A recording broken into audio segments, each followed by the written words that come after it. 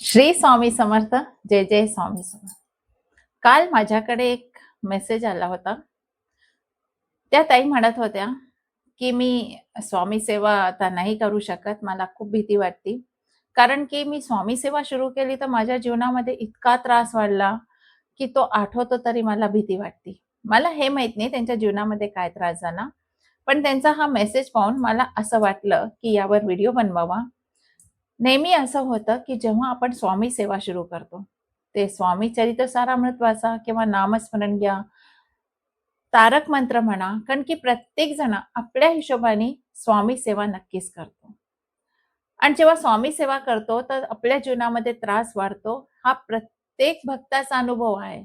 जो स्वामी सेवेकरी आहे, जो स्वामी भक्त आहे. तर असं का होतं आपल्या जीवनामध्ये? आणि एक गोष्ट लक्षात ठेवा, जेव्हा त्रास वाढला, तर स्वामी सेवा सोडू नका. कारण की स्वामी जे आहे ना, ते आपला हात कधी नाही सोडत. स्वामी चरित्र सारामृतमध्ये दिलेलं आहे, की अशी घटनाक्रम आहे, त्याच्यामध्ये जेव्हा आपण चरित्र वाचतो स्वामींची, त्याच्यामध्ये तुम्हाला एक उदाहरण दिलं आहे सोन्याचं. जर तुम्ही स्वामी चरित्र सारामृत वाचलं आहे, तर त्याच्यामध्ये एक सोन्याचं उदाहरण दिलंय. त्या सोन्याच्या उदाहरणाने स्वामी आपल्याला काय सांगत आहे? चला, तर व्हिडिओला सुरुवात करूया. श्री स्वामी समर्थ. स्वामी म्हणाले, जर सोन्याचं रूप निरखायचं आहे, त्याचा दागिना बनवायचा आहे, तर काय करतो? सोन्याला आपण आगामध्ये तापवतो, त्याला ठोकतो, पिटतो, त्याचा दागिना तयार करतो. करतो ना? असंच माणसाचं जीवन आहे, की माणसाचं सुंदर रूप म्हणजे सुंदर मन तयार करायकरता मला त्याला निरखावं लागतं. तर त्याला निरखण्याकरता मला थोडंसं त्याला त्रास तर द्यावाच लागतो, कारण की त्याला त्या परीक्षा द्याव्या लागतात. आणि परीक्षामध्ये कधी-कधी इतका त्रास होतो, की तो माझं नामस्मरण सोडून देतो. त्याचा विश्वास माझ्याकडून बिलकुल चालला जातो, त्याची श्रद्धा माझ्यावरून खतम होऊन जाते. आणि त्यावेळेस तो नामस्मरण सोडून देतो. जेव्हा तो बिलकुल माझ्याजवळ पोहोचतो, तेव्हाच ते सगळं सोडून देतो आणि अजून त्रासामध्ये चालला जातो. म्हणून स्वामी म्हणतात ते, की आपल्याला काय करायला हवं? तेव्हा एक भक्त बसलेला होता. त्या भक्ताने विचारलं, "स्वामी, आम्ही रोज तुमच्याकडे येतो. कितीक भक्त तुमच्याकडे येतात? कोणाला तर तुम्ही रागवून पळवून देता, कोणाला तुम्ही कृपा करून देता, कोणावर तुम्ही चिडचिड करता, कोणाला तुम्ही आतच येऊ नाही देत." तर स्वामी म्हणाले, "अरे वेड्या, जर मी कोणाला लवकर कृपा दिली आहे, तर काय माझी कृपा त्याच्यावर लवकर होऊन गेली का?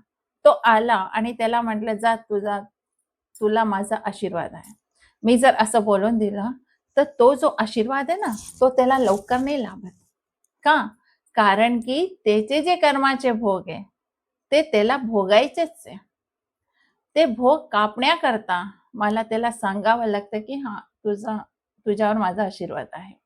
पण आशीर्वाद तेव्हाच त्याची कृपाछत्र बनतो, जेव्हा की तो आपले भोग संपवतो.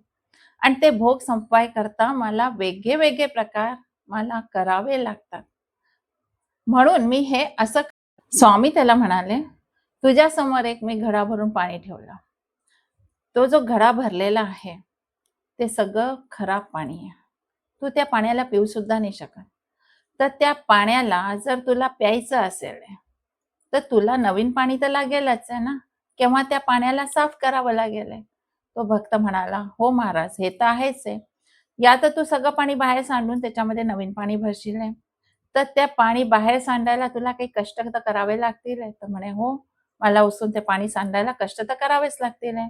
म्हणे, "हेच ती गोष्ट आहे.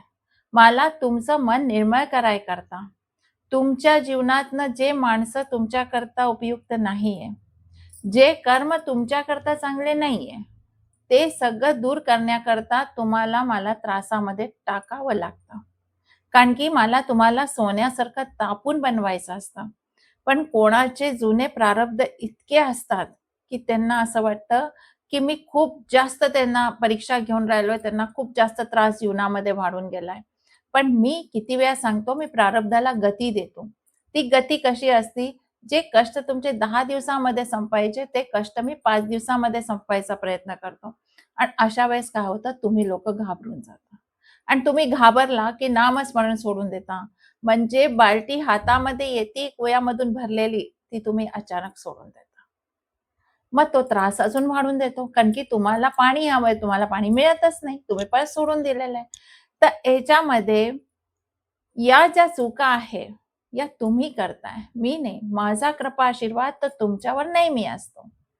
आता समजा जहाजामध्ये पाणी भरून गेलंय, तर काय करतो जो कप्तान असतो, तो काय करतो, तो वस्तू बाहेर फेकणं सुरू करतो, की जहाज सुरक्षित राहे, त्याच्यावरचं वजन कमी होऊन जाईल आणि तो सुरक्षित जहाज बाहेर घेऊन येतो. हेच आहे, स्वामी सुद्धा तुम्हाला असंच टाकतात ते पण ते पाण्यामध्ये सुरक्षित बाहेर आणतील, तर तुमचा हात नाही सोडत आहे. त्यांनी तुम्हाला पाण्यामध्ये टाकलंय, पण त्यांनी तुम्हाला हात पकडून ठेवलाय, तर तो हात पकडलेला आहे, तुम्ही पाण्यामध्ये डुबणार नाही.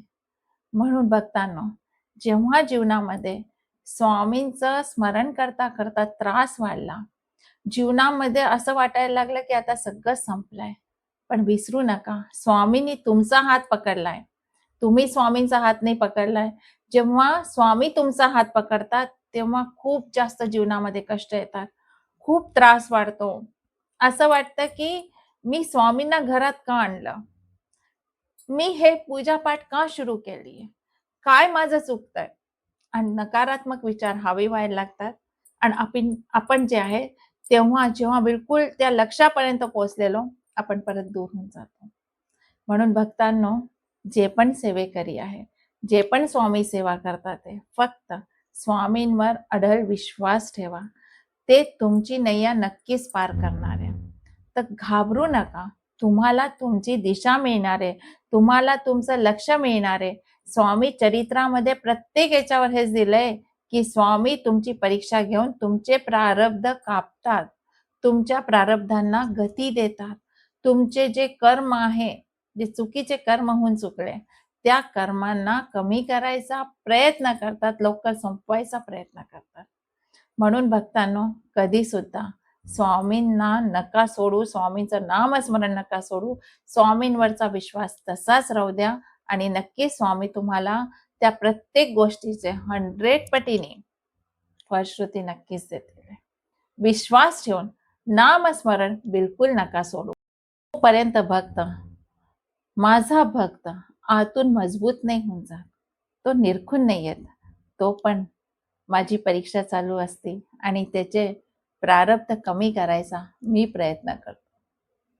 तर माझी कृपाछत्र तर त्यांच्यावर आहेच आहे, फक्त ते कृपाछत्र त्यांना दिसायला वेळ लागतो, कारण की त्यांचे काही कर्म असे असतात, म्हणून त्यांना ती माझी कृपा लवकर दिसत नाही. म्हणून भक्तांनो, कृपा करा आणि स्वामी नामस्मरण कधी सोडू नका. स्वामी सदैव तुमच्या पाठीशी आहे, त्यांचं वरद हस्त तुमच्या डोक्यावर आहे आणि ते नेहमी राहणार आहे.